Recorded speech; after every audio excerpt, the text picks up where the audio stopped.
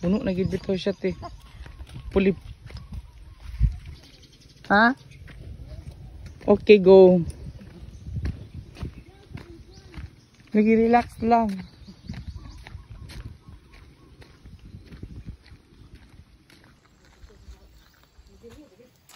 So yun, hello. It's a Sunday. Blessed pa rin tayo. So, kung tanan yung asa ni nanmiss ako an hotel ni siya pero di namang mata.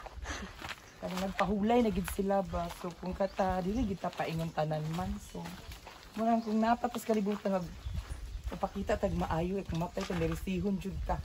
So mo gini siya ang interior diri sa sa PF Ngong City. So this is my first time here.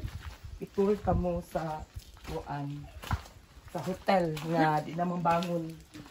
So pahulay na dayon ihatag kanila. So kita gid na ako. So muna yung style ng interior diri guys. So Invitation. Ay, perfumism. So yun siya. So yun sa mata-mata niya very so informed. So ano siya guys. So muna kong tambag yung mintas buhi pa ta kuantag makamaayo sa kung sigataw dili magdilaog kay mamatay taw agad tay madala aburo ta pa kaluoy basad. So ano siya my YouTube channel is Franz Mega Vlog and my Facebook page is Lakwatcha ni Franz Mega. So watch mo para swertiun mo, like, share and subscribe and follow. So thank you.